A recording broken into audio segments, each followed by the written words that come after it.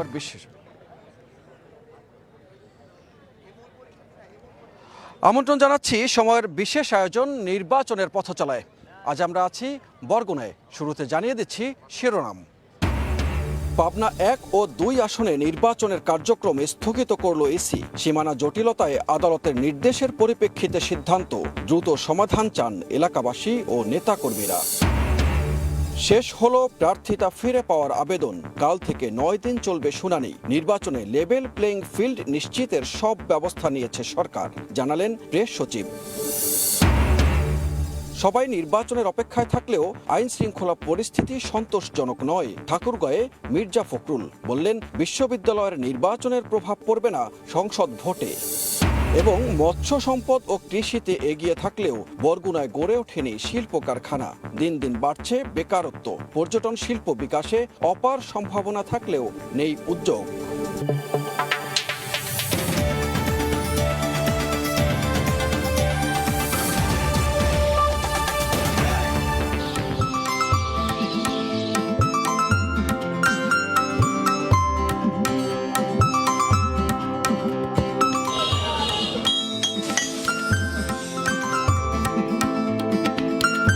সৈকত ও সৌন্দর্যের জেলা বরগুনায় আজ আমরা নির্বাচনের পথচলা নিয়ে হাজির হয়েছি সেই বরগুনা জেলার সার্কিট হাউস মাঠ প্রাঙ্গণে।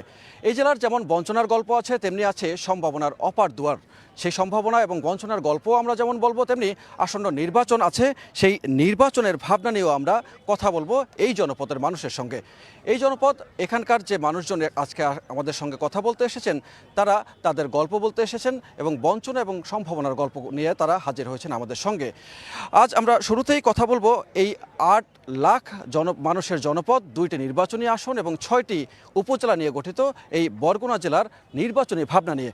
শুরুতে আমরা যে নির্বাচনী ভাবনা আছে সেই নির্বাচনী ভাবনা নিয়ে কথা বলার জন্য আমরা একজন প্রবীণ ভোটারের সঙ্গে কথা বলতে চাই এবং যিনি শুরুতে প্রবীণ একজন ভোটারের সঙ্গে কথা বলতে চাই, যিনি প্রথমে নির্বাচনের ভাবনাটা আসলে কি, এই মুহূর্তে নির্বাচনের অবস্থা কি?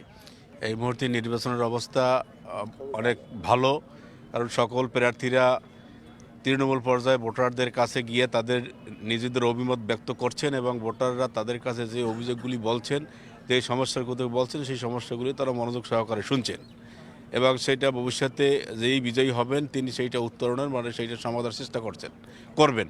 এই আশাবাদ দিয়েই তারা ডোর টু ডোর ভোট প্রার্থনা করছে।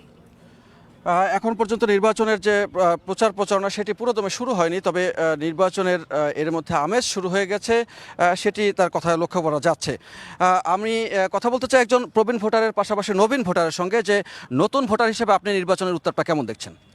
হ্যাঁ, বরগুনাতে দীর্ঘদিন ধরে চলতে আছে, প্রচারণা সব দিক থেকেই সুন্দরভাবে চলছে।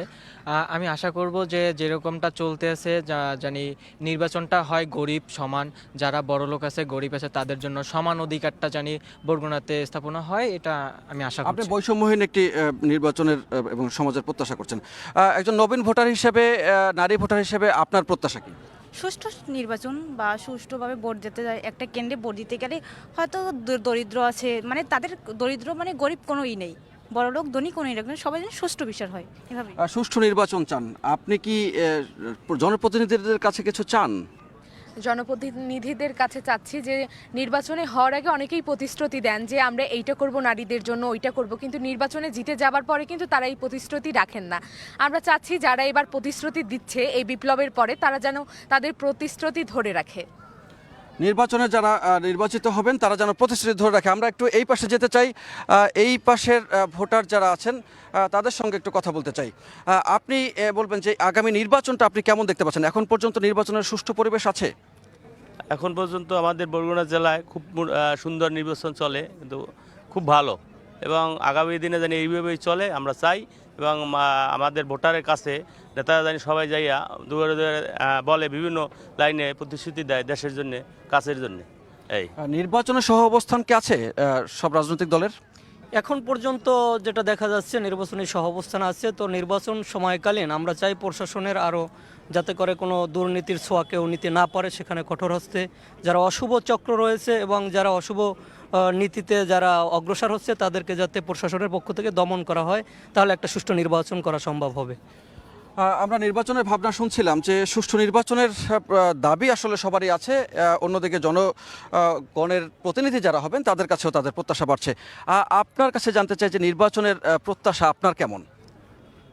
আমরা এখানে বরগুনাতে সবাই প্রত্যাশা করি সুন্দর একটি নির্বাচন। আমরা এখানে যে প্রার্থীরা আছে সবাই একই সাথে কাজ করছে, একই অনুষ্ঠানে বসছে, কোলাকুলি করছে। আমরা খুবই ভালো লাগতেছে যে তারা সুন্দর পরিবেশে তারা নির্বাচনটা করতেছে। নির্বাচনের একটি সুষ্ঠু সুন্দর পরিবেশ এখনো পর্যন্ত বজায় আছে তাদের ভোটারদের কথায় যা বোঝা গেল। তবে শুরুতেই বলছিলাম যে মৎস্য এবং অন্যান্য অপার সম্ভাবনার এই জায়গাটি হচ্ছে বরগুনা, এবং বরগুনায় পাথরঘাটাতে দ্বিতীয় মৎস্য আহরণ কেন্দ্র, এবং এর পাশাপাশি আরও একটি বিষয় আছে, সেটি হচ্ছে গিয়ে এটি বাংলাদেশের ইলিশ উৎপাদনের 57% ইলিশের এখান থেকে যায়। এবং আমরা একজন কথা বলতে চাই একজন মৎস্যজীবীর সঙ্গে। আপনি বলবেন যে পাথরঘাটা যে মৎস্য অবতরণ কেন্দ্র আছে সেখানে এই মুহূর্তে কি অবস্থা, সেখানে কি কোনো সংকট আছে না সব কিছু ঠিকঠাক? কোনো ঠিক নেই। পাথরঘাটা মৎস্য অবতরণ কেন্দ্র ধ্বংস হয়ে গেছে বিগত এই 17 বছরে। যে অবস্থায় চলতেছে এখন আরও ধ্বংসের পথে। আমরা আশা করি এই বাংলাদেশে যে নির্বাচন হবে এই নির্বাচনে আমাদের আলহাজ নুরুল ইসলাম মনি সাহেবকে নির্বাচিত করিয়া সাগরের পরিবেশ এই অবৈধ জাল ধ্বংস করা সারা বাংলাদেশে সে যেন মৎস্যমন্ত্রী হয়, বরগুনা জেলা যেন বরগুনা জেলার একজন মৎস্য আহরণের কেন্দ্রের কথা যাতে ভালোভাবে হয়। আমি একটু আপনার সঙ্গে কথা বলতে চাই যে এই মৎস্য আহরণ কেন্দ্রের অবকাঠামোগত কোনো সমস্যা আছে এবং নদীতে মাছ ধরতে গিয়ে জেলেরা কী ধরনের সমস্যার সম্মুখীন হন? বিসমিল্লাহির রহমানির রহিম। আমাদের জেলেদের সমস্যা শুধু এখন বর্তমানে হইতে আছে অবৈধ যে কাঠবডি ট্রলিং, ওগুলা হওয়ার পরে আমাদের যে ক্ষুদ্র যারা ব্যবসায়ী তাদের কোনো মাছ আহরণ করতে পারতেছে না, তাদের খাবার মতো ঘরে কিছু নাই, তাদের ব্যবসায়িকভাবে তারা লস খেয়ে উঠে যাইতে আছে। এখন শুধু আমরা ট্রলিংয়ের ব্যাপারে বলতে চাই যে উপরস্থ যারা কর্মকর্তা আছে তারা এদের উপরে নজর দেখ, আমাদের প্রশাসনের উপরে আমরা এদের দাবি। আপনি আরেকটি বিষয়ে আমি জানতে চাই যে জেলেরা যে যখন মাছ ধরা নিষিদ্ধ থাকে তখন একটা সংকটের মধ্যে পড়ে, সেজন্য সরকারের উদ্যোগ আছে, সেই উদ্যোগের জেলেরা কতটুকু পান? সঠিক পায় না, যেইটা পায় ওইটা পর্যাপ্ত না। যেহেতু আমাদের এলাকায় এই যে ট্রলিং বডি আসার পরে এদেশে ছোট ছোট জেলেরা টোটালি মাছ পায় না। তাদের যে পরিমাণে সহযোগিতা দেয় সরকার তাতে পূরণ হয় না। যে পরিমাণ মাছ আহরণ করার কথা সেই পরিমাণ মাছ আহরণ করা হচ্ছে না। এবং আরেকটি বিষয় এই পাশে জানতে চাই যে আমরা আবার হয়তো আসবো, এবং এই জায়গাটি প্রাকৃতিক নৈসর্যে ভরপুর এবং পর্যটনের একটা অপার সম্ভাবনা আছে, এবং এখানে মাছের যে অভয়ারণ্য অর্থাৎ ডিম পাড়ার জায়গাও আছে, এবং সেই জায়গা নিয়ে একটু কথা বলতে চাই যে পর্যটন শিল্প এখানে কেমন ভাবে গড়ে উঠেছে, সেটা কি পরিকল্পিতভাবে না অপরিকল্পিতভাবে? দেখুন, বরগুনা জেলা হচ্ছে বাংলাদেশের মধ্যে অন্যতম প্রধান একটি জেলা, যে জেলার উপর থেকে চারটি খরস্রোতা নদী বঙ্গোপসাগরে মিশেছে, এবং এই যেখানে বঙ্গোপসাগরে মিশেছে সেখানে বিস্তীর্ণ জলমোহনা তৈরি হয়েছে, অসংখ্য ছোট ছোট স্নিগ্ধ দ্বীপবন রয়েছে, অপার সম্ভাবনা রয়েছে পর্যটন শিল্পের।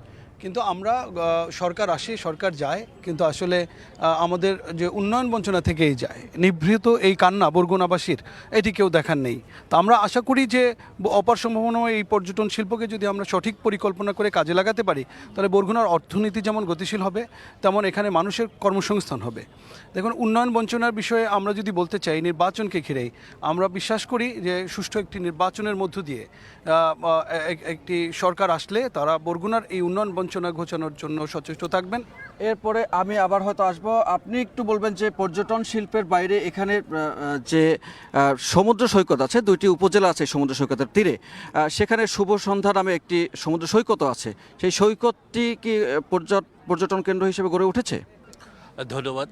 যে বরগুনার যে সৈকত সৌন্দর্যের যে শুভ সন্ধ্যা যেটি রয়েছে সেটি একদিকে এখানে নয়নরম্য দৃশ্য, সেখানে আপনার সানসেট দেখা যায়, এবং সেখানে বনের যে পাকপাখালি গাছের অভয়ারণ্য, সেই জায়গাটাকে সৃষ্টির পরে এটি কিন্তু ধ্বংস হয়ে যাচ্ছে। এই ধ্বংস থেকে কিন্তু সরকারের এখন পর্যন্ত আমরা ন্যূনতম কোনো উদ্যোগ দেখতে পাচ্ছি না যে এই বন অঞ্চলটাকে এবং এই সমুদ্র সৈকতটাকে ধরে রাখার।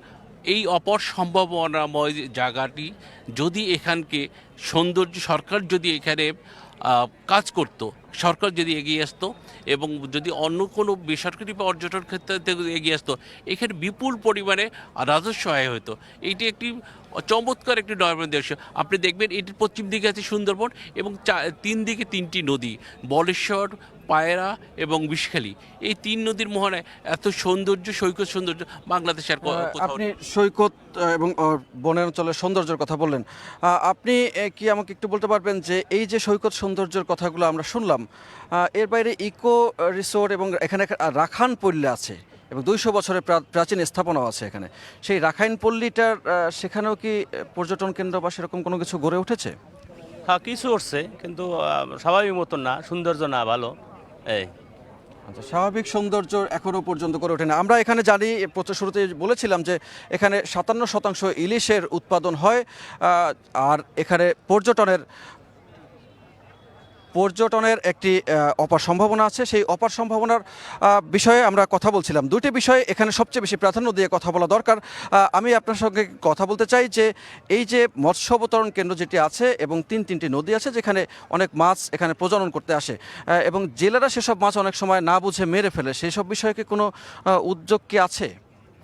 আমাদের এইখানে আমাদের যারা জেলে আছেন ওনাদের সচেতনের একটা অভাব আছে। আমরা চাই ভবিষ্যতে আমাদের যে গভর্নমেন্ট আসবেন ওনারা যেন আমাদের যারা জেলে তাদের সচেতন করেন, যাতে তারা যখন মানে নিষেধাজ্ঞা থাকবে তখন তারা মৎস্য অবতরণ না করেন। আর হচ্ছে আমাদের আরেকটা অনুরোধ থাকবে, ওনারা তখন মানবতার জীবনযাপন করেন, যখন হচ্ছে ওনারা মৎস্য আরোহণ করতে পারেন না, ওই সময় তাদের জন্য একটা সামাজিক সুরক্ষার ব্যবস্থা করা হয় প্রপার ওয়েতে, সঠিকভাবে, সেটা আমরা আশা করব। আমরা পাথরঘাটা নিয়ে আরও কথা বলতে চাই। আমরা একজন তরুণের সঙ্গে কথা বলতে চাই।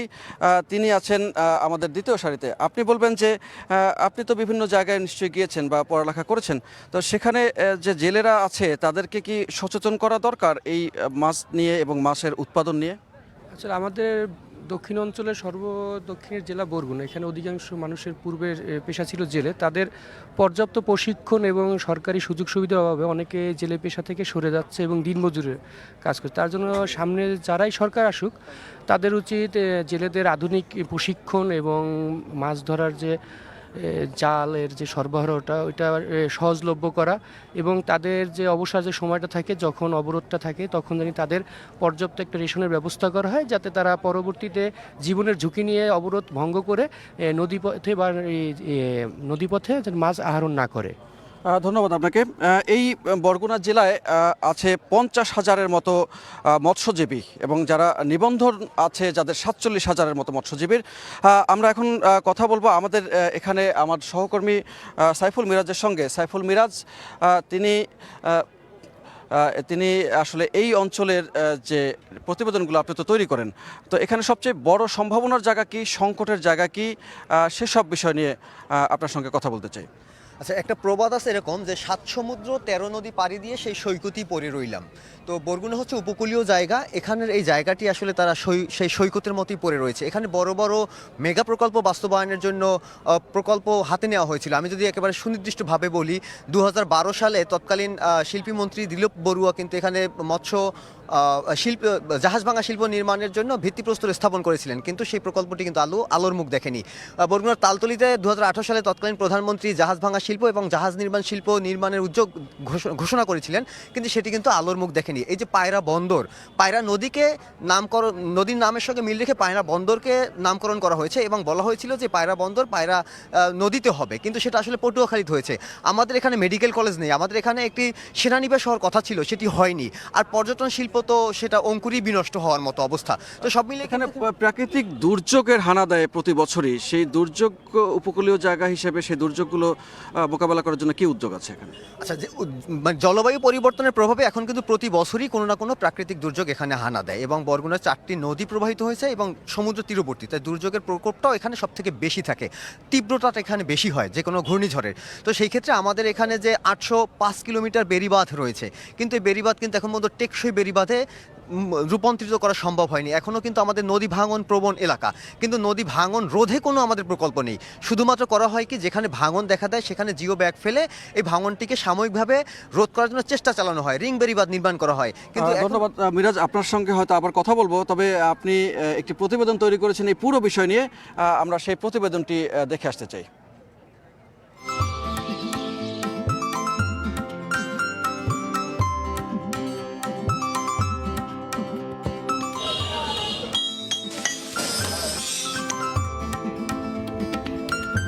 সৈকত সৌন্দর্যের জেলা বরগুনা হলেও মাছের জন্য এ জেলা বেশি পরিচিত।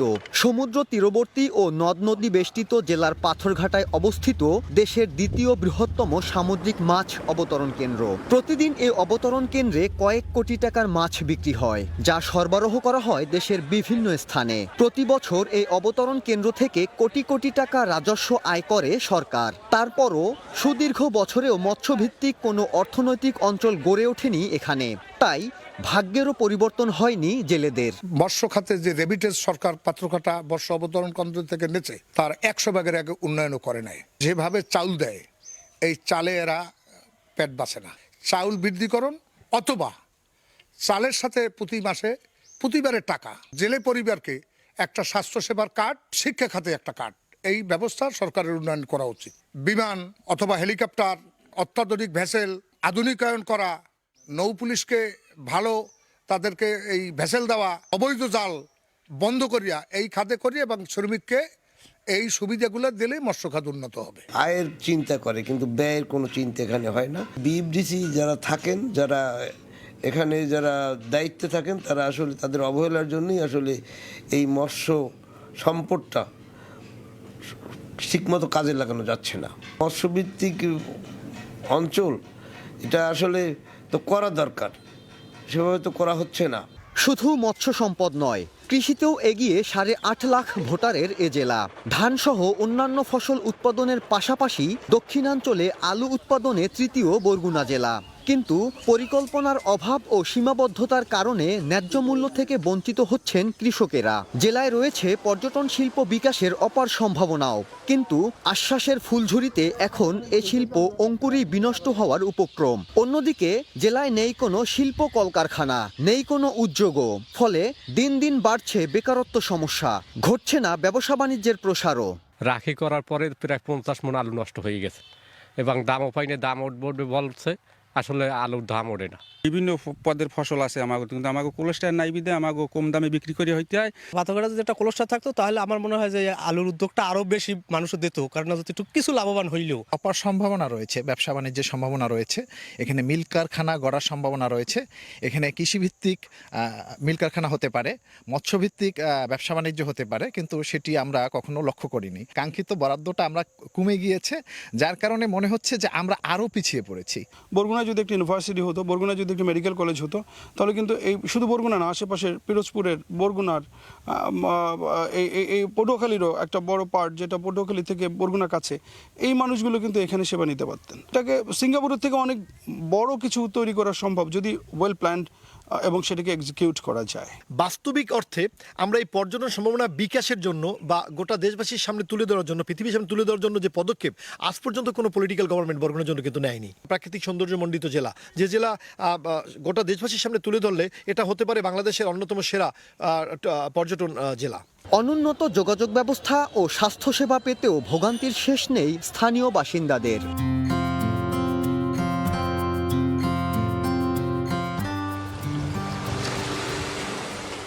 প্রাকৃতিক সৌন্দর্যে সমৃদ্ধ দক্ষিণের শস্য ও মৎস্য ভাণ্ডার হিসেবে খ্যাত বরগুনা জেলা।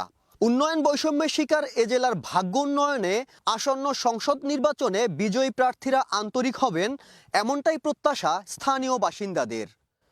সাইফুল মিরাজ, সময় সংবাদ, বরগুনা।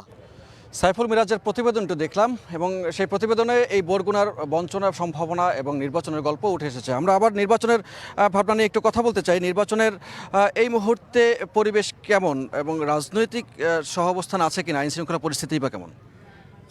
ধন্যবাদ সময় টিভিকে। আর প্রথমে আসলে একটু সুযোগ দেন, কারণ আজকে যে নির্বাচনী একটা হাওয়া বইছে, এজন্য যারা এই 17 বছর ফেসিবাদী সরকারকে বিদায়ের জন্য জীবন দিয়েছে এবং এখন পঙ্গু অবস্থায় রয়েছে, তাদেরকে আমরা বরগুনাবাসীর পক্ষ থেকে স্মরণ করছি। পাশাপাশি যারা আজকের অনেক বাধা বিপত্তি পারিয়ে অনেকে নির্বাচন চায়নি এদেশে, সেইটা উপেক্ষা করে যে সরকার এবং নির্বাচন কমিশন যে নির্বাচনের আয়োজন করছে, তাদেরকে বরগুনাবাসীর পক্ষ থেকে ধন্যবাদ জানাই। আপনি যে কথা বলছিলেন, আসলে সুন্দর একটা চমৎকার আজকের সহ অবস্থানে আমাদের এখানে 3 জন প্রার্থী কাজ করছে। 3 জন প্রার্থীর কাছে বরগুনা মানুষের অনেক প্রত্যাশা রয়েছে। বরগুনা যেমন সমস্যা রয়েছে তেমন সম্ভাবনা রয়েছে। বরগুনা যদি আমি সমস্যার কথা বলি, আপনার মাদক সমস্যা রয়েছে, আপনার চিকিৎসা সমস্যা রয়েছে, যোগাযোগের সমস্যা রয়েছে, শিক্ষার সমস্যা রয়েছে, নানাবিধ সমস্যা রয়েছে। পাশাপাশি আপনি যদি সম্ভাবনার কথা বলেন, সম্ভাবনা রয়েছে আমাদের এই কৃষিপ্রধান দেশ, আমাদের এই এলাকা, বিশেষ করে ধান এবং মৎস্য, এইটার ডেভেলপ করার জন্য কাজ করতে হবে। পাশাপাশি আমরা এই অঞ্চলের মানুষ প্রত্যাশা করে আগামীতে এই একটা সুষ্ঠু নির্বাচনের মধ্যে যে প্রার্থী ধরেন ধর্মীয় মূল্যবোধ, পাশাপাশি ধরেন সামাজিক কর্মকাণ্ড, বিশেষ করে আমাদের যে কৃষ্টি কালচার, ধরেন পয়লা বৈশাখ হয়, এদেশের মানুষ পছন্দ করে। পয়লা বৈশাখকে কারা সাপোর্ট করে? এদেশের ধরেন আমরা শহীদ মিনারে ফুল দিতে যাই, ফুল দিতে কারা এটাকে সাপোর্ট করে? এই জাতীয় প্রেক্ষাপটে বরগুনার মানুষ ভোট দিতে চায় এবং আমরা আশাবাদী বরগুনার মানুষ এমন একজন প্রার্থীকে নির্বাচিত করবে যে প্রার্থী সংসদে গিয়ে কথা বলতে পারবে। আমাদের এখানে দেখা যাচ্ছে, ধরেন আমরা চাই না যে ধর্মীয় সংসদে গিয়ে আপনার যে প্রত্যাশা, সেই প্রত্যাশা পূরণ করতে পারবে। আমরা আরেকজনের সঙ্গে কথা বলতে চাই, যে তিনি বলছিলেন যে অনেকগুলো কথা বললেন, সংসদে গিয়ে কথা বলার লোক খুঁজছেন আপনারা, নির্বাচনের পরিবেশটা কেমন সেটি একটু বলবেন। হ্যাঁ, আপনাকে ধন্যবাদ। আমাদের বরগুনার নির্বাচনী পরিবেশ অত্যন্ত সুন্দর। সহাবস্থান রয়েছে, এখানে 3 জন প্রার্থী রয়েছে, এবং তারা অত্যন্ত ভালো প্রার্থী হিসেবেই সবাই গ্রহণ করেছেন। তো এর মধ্যে আমরা বরগুনাবাসী এমন একজন প্রার্থীকে বেছে নিতে চাচ্ছি যিনি আমাদের বরগুনার উন্নয়নে কাজ করবেন। এবং আমাদের এখানে বরগুনার অনেক সমস্যা রয়েছেন, আমার পাশের বক্তা বলেছেন অনেক সমস্যা রয়েছেন, সেই সমস্যাগুলি আমরা চাই তিনি সমাধান করবেন এবং আমরা বিশ্বাস করি তার সেই যোগ্যতা রয়েছেন এবং সেই যোগ্য প্রার্থীকেই ভোট দিয়ে বরগুনার মানুষ নির্বাচিত করবেন এবং আমরা তাকে আমাদের সংসদে গুরুত্বপূর্ণ, আমাদের বরগুনার ব্যাপারে কথা বলার জন্য তিনি গুরুত্বপূর্ণ ভূমিকা রাখবেন। বেশ চমৎকার চমৎকার কথা আজকে উঠে এসেছে এবং আমি আমার ডান পাশে কয়েকজন তরুণ ভোটার, নারী ভোটারও আছেন, তাদের সঙ্গে একটু কথা বলতে চাই। আপনি বলবেন যে এই নির্বাচনের এই মুহূর্তে যে পরিবেশ নিয়ে কথা হচ্ছে, সেই পরিবেশটা নিয়ে আপনি সন্তুষ্ট কিনা একজন নতুন প্রার্থীর কাছে? কি প্রত্যাশা করেন? আপাতত আমাদের মাঝে যে পরিস্থিতিতে আমরা দেখছি, এটা মোটামুটি পর্যায়ে ঠিক আছে এবং আমার মনে হয় না যে এর থেকে খারাপ হওয়া উচিত। প্রত্যাশা কি আপনার একজন তরুণ হিসেবে? আমার প্রত্যাশা এই যে আমাদের বরগুনা শহরের জন্য, এই প্রত্যন্ত অঞ্চলের জন্য এখানে যে আসবে সে কাজ করবে। ধন্যবাদ। সবার ভিন্ন ভিন্ন বেশ চমৎকার চমৎকার প্রত্যাশাও আছে এবং আমি এই পাশে আবার যেতে চাই। এই পাশে গিয়ে জানতে চাই যে ধর্মীয় মূল্যবোধের কথা উঠে এসেছে, আছে রাজনৈতিক সহাবস্থানের কথা। ধর্মীয় মূল্যবোধের কথা যখন বলা হচ্ছে, সামাজিক মূল্যবোধ এবং নির্বাচনের পরিবেশ সব কিছু মিলিয়ে আপনার এখন কেমন বরগুনা চান? আলহামদুলিল্লাহ, আমরা আসলে দীর্ঘ 16-17টি বছর বা বরগুনার জনগণ সুষ্ঠুভাবে ভোট দিতে পারেনি।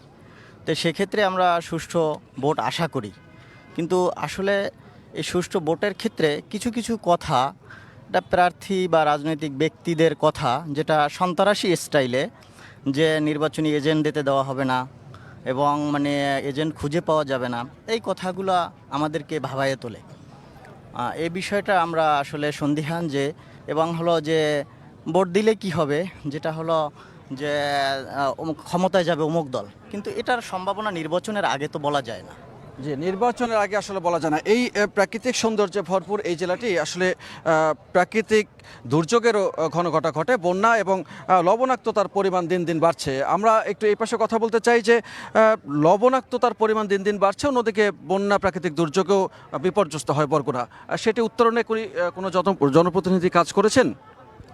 আসলে দেখেন, ধন্যবাদ আপনাকে।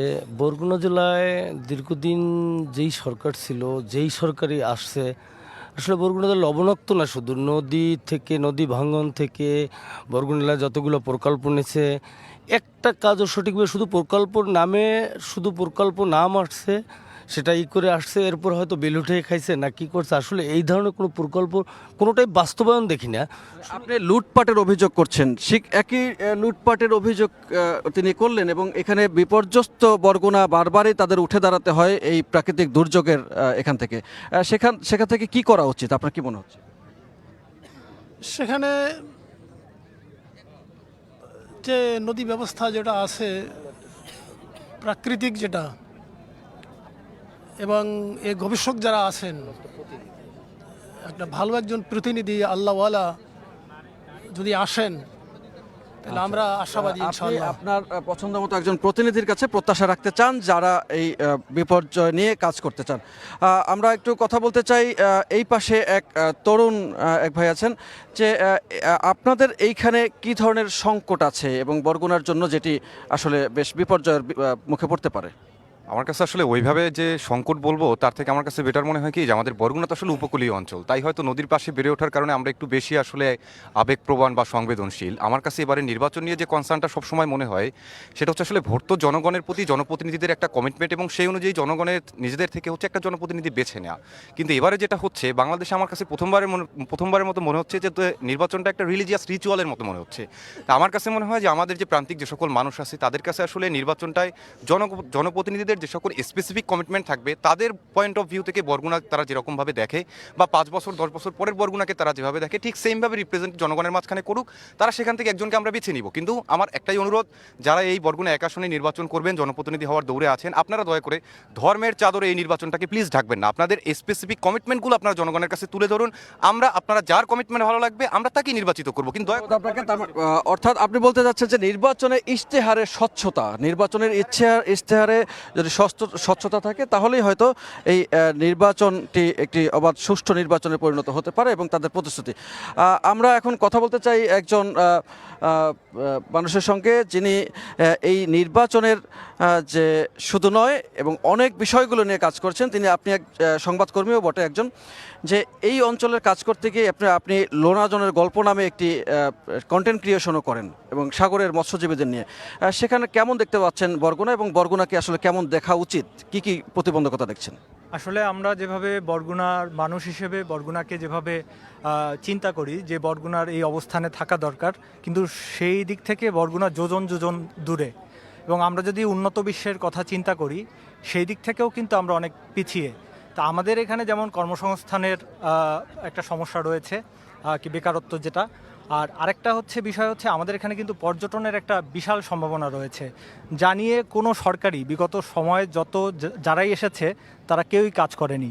এবং বরগুনার কাছেই হচ্ছে সুন্দরবন, নদীর এপার ওপার বলেশ্বরের, এবং এখানে 4টি নদী আছে যেহেতু, তো এই 4টি নদী কিন্তু এখানে যেহেতু সাগরের অনেক মাছ বা প্রাণী, এরা গিয়ে এসে এখানেই বাচ্চা বা ডিম পাড়ে এখানে, এবং সেই বাচ্চা লালন পালন হয় কিন্তু এই অঞ্চলেই। এবং ইলিশের জন্য কিন্তু আমাদের এই বরগুনা সুখ্যাতি কুড়িয়েছে। তো সেদিক থেকে বরগুনার কাছে যেহেতু সুন্দরবন এবং পাশাপাশি বিশাল জলরাশি নিয়ে যে সমুদ্র রয়েছে, সেখানে কিন্তু একটা পর্যটন সম্ভাবনা কাজে লাগানো যায়। এবং আমি যেহেতু সাগর নিয়ে কাজ করি, বিশেষ করে কন্টেন্ট ক্রিয়েশন করি, তো সেদিক থেকে আমি জেলেদের সাথে দেখা যায় 100 কিলোমিটার বা 150 কিলোমিটার গভীর সাগরে যাই, তাদের সাথে গিয়ে দেখা যায় 10 দিন 12 দিন বা 15 দিন থাকি এরকম। তো সেখানে দেখা যায় যে জেলেদের যে একটা নিরাপত্তার যে ব্যবস্থা সেটা যেমন নেই, এমনকি আমাদের পার্শ্ববর্তী দেশের যে জেলেরা তারা এসেও আমাদের জলসীমায় মাছ ধরে নিয়ে যায়। এটা নিয়ে বহু জেলেদেরই কিন্তু অভিযোগ রয়েছে, সেটা নিয়েও কিন্তু আমরা আসলে শক্ত কোনো অবস্থান কোনোভাবেই দেখি না। এবং পাশাপাশি ভাবে আপনি একটি শক্ত অবস্থান চান যে আমাদের জলসীমায়, এবং বরগুনা যেহেতু ওপারেই ভারত, সেই জলসীমায় একটি রাষ্ট্রীয় শক্ত অবস্থান চান। আমি আপনার সঙ্গে একটু কথা বলতে চাই যে এই যে বন্যা জলোচ্ছ্বাসের কথা এবং নানান বঞ্চনা আছে এই বরগুনা অঞ্চলে, সেসব নিয়ে যদি আপনি বলেন যে এই আগামী নির্বাচন এবং এই বঞ্চনার গল্পগুলো নিয়ে যারা কাজ করবেন তাদেরকে কেমন হওয়া উচিত? বরগুনা আসলে নদীবেষ্টিত একটি জেলা এবং পায়রা, বিষখালী, বলেশ্বরের মতো বড় বড় নদী রয়েছে এই জেলায়, যে কারণে যখন কোনো ঘূর্ণিঝড় সৃষ্টি হয় তখন সেই ঘূর্ণিঝড়ের বেড়িবাঁধ এলাকার পাশে যারা বসবাস করে সেই সমস্ত মানুষ কিন্তু বিপদগ্রস্ত হয় এবং এই আমরা দেখেছি যে 2008 সালে সিডরে প্রায় 1300 মানুষ এখানে মৃত্যু হয়েছে শুধুমাত্র ঘূর্ণিঝড়ের কারণে। এবং এই যে বেড়িবাঁধ অনিয়মের কথা বলছিল, যেখানে বেড়িবাঁধ নির্মাণ বা অন্যান্য প্রকল্পে অনিয়মের কথা, সেরকম কোনো অনিয়ম কি আছে বা সেটাকে উত্তরণে কি করা উচিত? সেটাই বলতে চাচ্ছিলাম যে আসলে সেই 2008 সালের পর থেকে যে বেড়িবাঁধ ক্ষতিগ্রস্ত হয়েছে সেটি কিন্তু এখনও ক্ষতিগ্রস্ত এলাকার মানুষজন এখনও দাবি তাদের যে এই ক্ষতিগ্রস্ত বেড়িবাঁধগুলো এখনও সুষ্ঠুভাবে মেরামত করা হয়নি, যেমন টেকসই যেটিকে বলে সেই টেকসইভাবে কোনো মেরামত হয়নি। শুধুমাত্র জিও ব্যাগ, সেই যখন কোনো ঘূর্ণিঝড় হয় তখন প্রস্তুতিমূলকভাবে জিও ব্যাগ রাখা হয়, সেই জিও ব্যাগ ফেলা হয়। তাতে আসলে নদী পাড়ের মানুষগুলো তাদের জীবন, মাল এবং নিয়ে সংকটাপন্ন অবস্থায় থাকে এবং বছরে দেখা যায় যে প্রতি বছরই ঘূর্ণিঝড় সৃষ্টি হয় সাগরে এবং যখন ঘূর্ণিঝড় হয় তখন সেই মালামাল সহ তাদেরকে ছুটতে হয় বিভিন্ন নিরাপদ আশ্রয়ে। ধন্যবাদ আপনাকে। আপনি বলছিলেন যে নানান প্রাকৃতিক দুর্যোগ থেকে সেখানেও অনিয়ম, দুর্নীতির খবর। আমি জানতে চাই যে এই অঞ্চলের শিল্প কারখানা নিয়ে, এই অঞ্চলের শিল্প কারখানা কি কোনোভাবে গড়ে উঠেছে নাকি শিক্ষিত বেকারের সংখ্যা বাড়ছে? না, এই অঞ্চলে তেমন, ধন্যবাদ আপনাকে। এই অঞ্চলে আমরা ওই রকম দেখার মতো আমাদের দৃষ্টি নজরে পড়ে না যে শিল্প কারখানা গড়ে উঠেছে এবং বরঞ্চ দিন দিন বেকারের সংখ্যা বাড়ছে। আপনারা জানবেন যে বরিশালের মধ্যে বরগুনা শিক্ষার হার অনেক বেশি, সেখানে কিন্তু আমাদের বেকারত্বের হার বেড়েই চলছে, বরঞ্চ আমরা কোনো কর্মের যে বেকারের যে এখান থেকে বেরিয়ে আসবো এমন কোনো আমরা সুযোগ পাচ্ছি না। যেমন বরগুনার অনেক ছেলেরা অনেক প্রতিভা আছে যারা বরগুনার বাইরে গিয়ে ভালো ভালো জব করছে, ভালো ভালো অবস্থানে আছেন, কিন্তু সেই বলছেন যে সেই সুযোগ বা কর্মসংস্থানের সেই সুযোগটা নেই। সেই কর্মসংস্থানের সুযোগ হয়তো বাণিজ্য বাড়লে হবে, বড় বড় শিল্প কারখানা গড়ে উঠলে হবে। আমরা একটু জানতে চাই যে বড় বড় শিল্প কারখানা কি এখানে গড়ে উঠেছে? এরকম কোনো শিল্প কারখানা মৎস্যজীবী ছাড়া জাহাজ ভাঙা শিল্প নির্মাণ হওয়ার কথা ছিল, সেরকম কোনো কিছু হয়েছে? না, আসলে এরকম কোনো কিছুই নাই। বিশেষ করে মৎস্য, সেটাও হয়তো আমাদের নদীভাঙ্গন এলাকা বা সিডার প্রতি বছরই এক একটা না এক একটা আসে বন্যা, যার কারণে হয়তো আমাদের যেহেতু 4 নদীর মোহনায় আমাদের বরগুনা জেলা, এই জেলার চারপাশে যে বেড়িবাঁধ, মানে মাছ কেন্দ্র করেও কি কোনো শিল্প এখানে আছে? মাছ কেন্দ্র করে ছোট বড় ধরনের কোনো নামি দামি আসলে এরকম কোনো নাই। শুধু না থাকার কারণই একটা, যে আমাদের যে বেড়িবাঁধগুলো, এই বেড়িবাঁধগুলো প্রতি বছরই ভাঙন ধরে।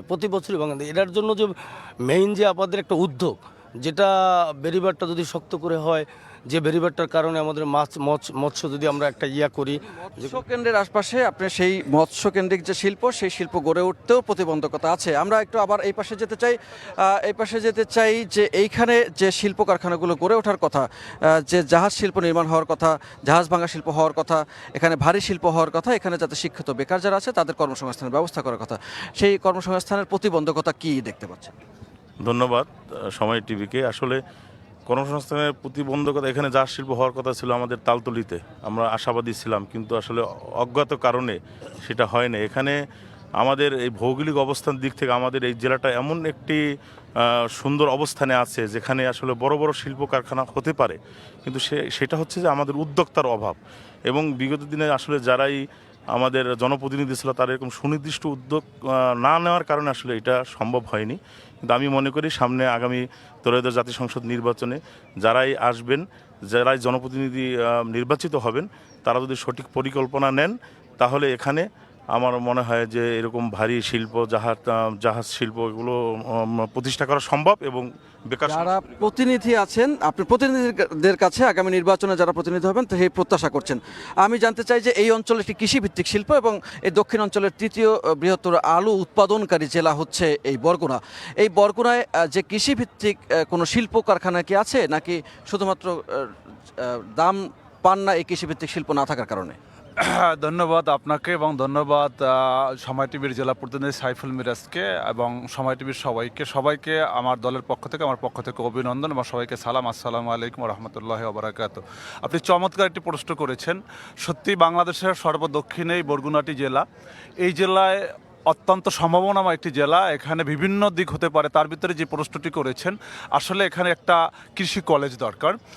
কৃষির উন্নয়নের জন্য একটা কৃষি কলেজ দরকার, তাহলে এই দেশের কৃষি বান্ধব হবে এবং কৃষকরা উন্নয়ন হবে। এবং সাথে সাথে আপনি যে প্রশ্নটা করেছেন, আমাদের এই জেলার ভিতরে তরমুজ এবং আলু প্রচণ্ড পরিমাণে হয়, কিন্তু কৃষকরা ন্যায্য মূল্যে পায় না। আপনি কয়েকদিন আগে দেখেছেন যে পাথরঘাটাতে আলু হচ্ছে যার দাম মাত্র 10 টাকা, এবং এমনও কি কৃষক রাস্তায় আলু ঢেলে দিয়ে তিনি বলতেছে যে আমার আসলে এত কষ্ট সম্পূর্ণ বিফলে চলে গেল।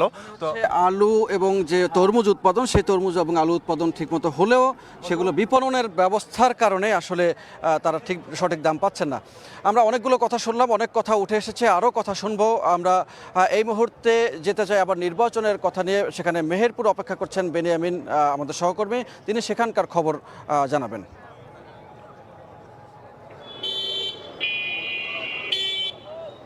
বিভিন্ন যে সকল আড্ডা রয়েছে, বিভিন্ন আড্ডা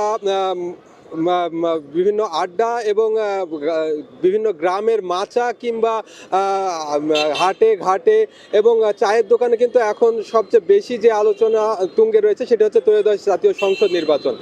এই ত্রয়োদশ জাতীয় সংসদ নির্বাচন উপলক্ষে মেহেরপুরে যে সীমান্তবর্তী এই জেলাটিতে 2টি আসন রয়েছে। 2টি আসনেই কিন্তু এখন পর্যন্ত বিএনপি, জামাত এবং জাতীয় পার্টির প্রার্থীরা এখনো পর্যন্ত দাঁড়িয়ে রয়েছেন। সেক্ষেত্রে মেহেরপুর যে আমি এখন গাংনী 2 আসনে রয়েছে, এই 2 আসনটিতে কিন্তু এখন বিএনপি, জামাত এবং জাতীয় পার্টির প্রার্থীরা প্রতিদ্বন্দ্বিতা করবেন এখন পর্যন্ত। তো সেক্ষেত্রে আমরা যেটি দেখেছি যে বিগত সময়ে 2008 সালে যে খুলনা বিভাগে 2টি আসন বিএনপি পেয়েছিল, সেই বিএনপি তার মধ্যে এই মেহেরপুর 2 আসনটি ছিল।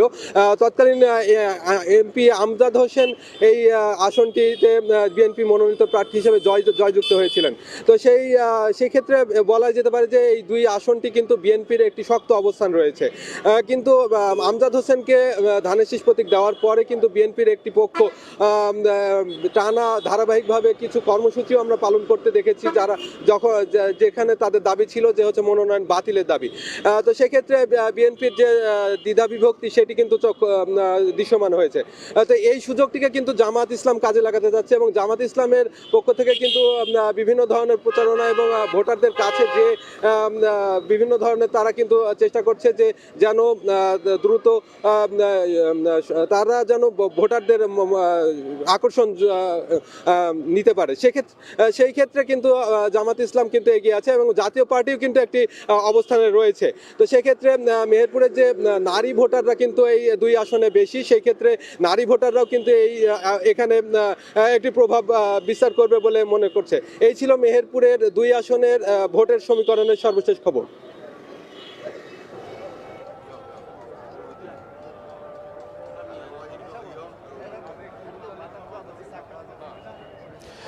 আমরা মেহেরপুর থেকে সেখানকার খবর জানছিলাম। আমরা আবার ফিরে এসেছি বরগুনার কৃষি নিয়ে আলোচনা করছিলাম। বরগুনার কৃষি খাতের যে অবস্থা, সেই অবস্থাটি যদি আপনি বলেন যে কৃষি খাতের বেশ বিপণন ব্যবস্থার অভাব বলছেন, উৎপাদন ব্যবস্থার কি কোনো অভাব আছে? এখানে কীটনাশক ব্যবহারের ফলে যেহেতু পাশে নদীতে মাছ মরে যাচ্ছে, এরকম নদীতে মাছ শুধু নদীতে না, এই ফসলের জমিতে যেটা কীটনাশক দেওয়া হয় তাতে মাছ তো কোনো কিছু পাওয়া নাই বললেই এখন দেশের অবস্থা। মাছ যে আছে এরকম কোনো অবস্থাই দেশে থাকবে না। মাছের অপ্রতুলতা আছে এই কৃষির কীটনাশকের কারণে তিনি বলছিলেন। আসলে কি তাই, নাকি এটাকে প্রতিরোধ করার কি কোনো উপায় আছে? আপনার কি পরামর্শ? আসসালামু আলাইকুম। আসলে আমি এই সম্ভাবনার যুগে একটা অসম্ভব সম্ভাবনাময় বরগুনা ডিস্ট্রিক্টে আমার জন্ম। এখানে কৃষি ব্যাপক বিপ্লব ঘটানো সম্ভব যদি জৈব সারের উপরে নির্ভর করত। ইদানিং বরগুনায় তরমুজ চাষিরা যত প্রকারের যেভাবে কীটনাশক ব্যবহার করছে, ভবিষ্যতে প্রকৃতি হারিয়ে যাবে অনেক কিছু। অলরেডি অনেক মাছ, অনেক পোকা, তারপর কাঁকড়া, বিভিন্ন প্রজাতির হারিয়ে গেছে। ধন্যবাদ আপনাকে যে অনেক কিছু হারিয়ে যাচ্ছে এই কৃষির যে অব্যবস্থাপনার কারণে। আমি জানতে চাচ্ছি যে এই অব্যবস্থাপনার পাশাপাশি আরও কিছু জায়গায় হয়তো অব্যবস্থাপনা আছে, সেটি হচ্ছে এখানে বেহাল দশা সড়কের অনেক জায়গায়, বিশেষ করে গ্রামগঞ্জে এবং ছোট ছোট সরু সড়কের কারণে প্রতিনিয়ত দুর্ঘটনা ঘটছে। সেরকম কি উত্তরণের কি উপায় আছে বা কি অবস্থা এখন? আমার ধন্যবাদ সময় চ্যানেলকে ধন্যবাদ। আমাদের বরগুনাতে অনেক রাস্তাঘাট আছে যে রাস্তাগুলো মেরামত হচ্ছে না। আমি জন্ম থেকেই দেখছি অনেক গ্রামে যে রাস্তা আছে মেরামত হচ্ছে না, এবং পাশাপাশি অবৈধভাবে রাস্তার পাশে গাছ লাগিয়ে রাস্তা দখল করতেছে, এবং আমার রাস্তাকে দখল করছে, এবং যেই কারণে এই যোগাযোগ অবকাঠামোটা ঠিকভাবে কাজ করছে না। এটি নিশ্চয়ই আপনি বলতে চাইছেন যে আমাদের বরগুনাতে আমি ছোটবেলা থেকে যে নদীতে আমরা সাঁতার কেটেছি সেই নদীগুলো আস্তে আস্তে ছোট হয়ে যাচ্ছে ড্রেজিং এর অভাবে সেটা হচ্ছে না। আমি চাই যে সম্ভাব্য যে আল্লাহ যে আমাদের যাকে আমি আরেকজনের কাছে যাব, সেটা হচ্ছে এই যে ড্রেজিং এর কথা তিনি বলছেন এবং এই অব্যবস্থাপনার কথা বলছে সড়কের, এরকম পরিস্থিতি থেকে উত্তরণের উপায় কি এবং গ্রামগঞ্জে কি অবস্থা? না, ব্যাপার হচ্ছে যে আমরা যেহেতু সামনে একটি নির্বাচন আসছে, এই নির্বাচনের মাধ্যমে নির্বাচনে বেশ কিছু দল থেকে প্রার্থী আসছে। আমরা বরগুনার মানুষ জনগণ আমরা প্রার্থী বাছাই আমরা চিন্তা ভাবনা করছি।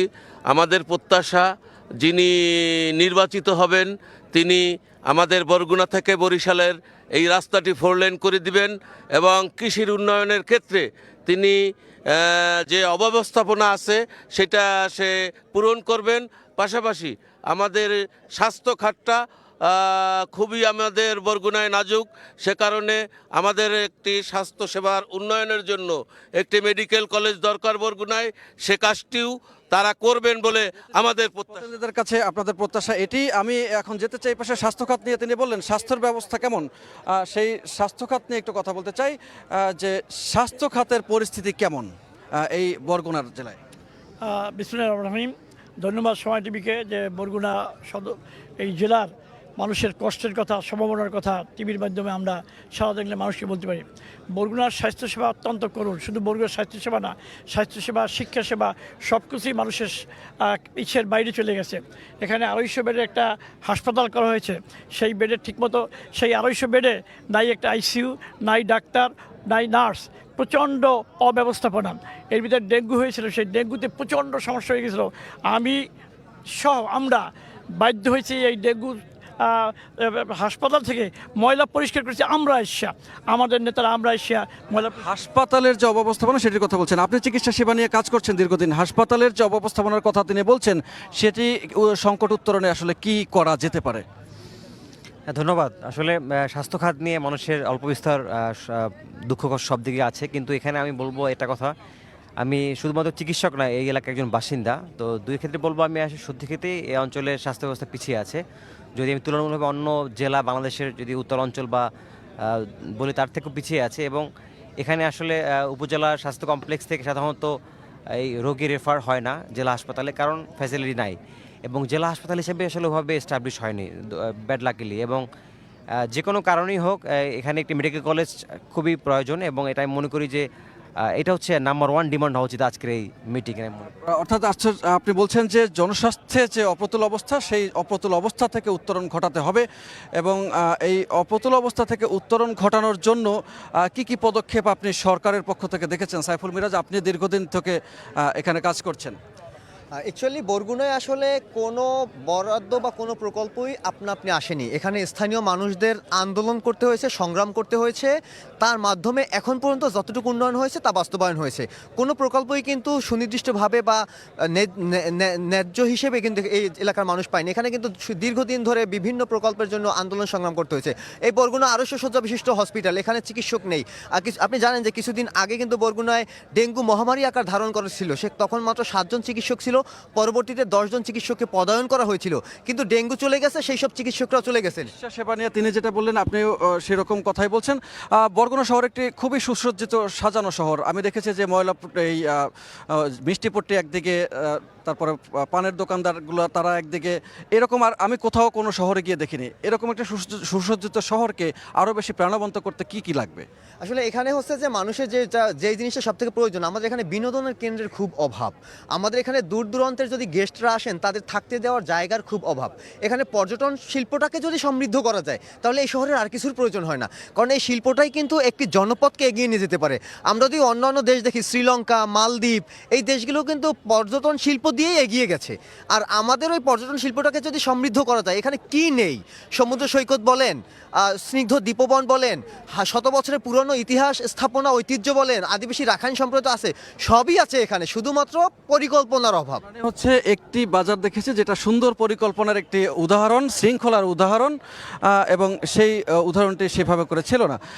আমরা একটু জানতে চাই যে এই যে পর্যটনের কথা বলা হলো, শিক্ষার কথা বলা হলো, চিকিৎসার কথা বলা হলো, এর বাইরে এই বরগুনাকে আরও সুন্দর করতে কী ধরনের উদ্যোগ নেওয়া উচিত জনপ্রতিনিধিদের?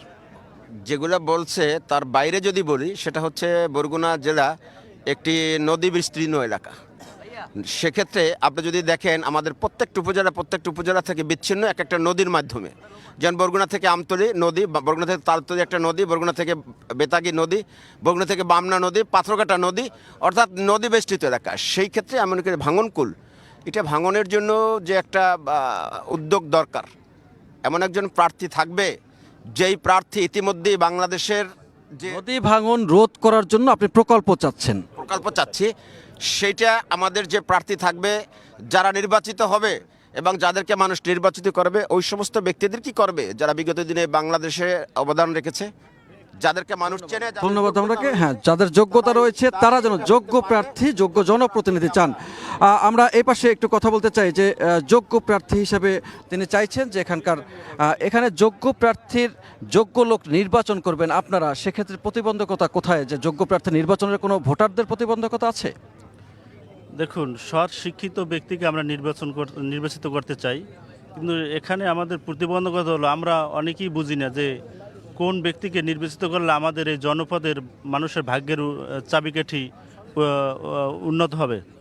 কিন্তু সেই ভোটারদেরকে বুঝতে হবে যে সৎ শিক্ষিত এবং যে জনপদের কাজ করবে এরকম মানুষকে যেন আমরা নির্বাচিত করতে পারি, এটা ভোটারদেরকে বুঝতে হবে। ধন্যবাদ। আইন শৃঙ্খলা পরিস্থিতি কেমন দেখতে পাচ্ছেন এই মুহূর্তে? আইন শৃঙ্খলা পরিস্থিতি নিয়ে একটু কথা বলতে চাই। এই পাশে তিনি অনেকক্ষণ ধরে আমার সঙ্গে কথা বলার চেষ্টা করছিলেন।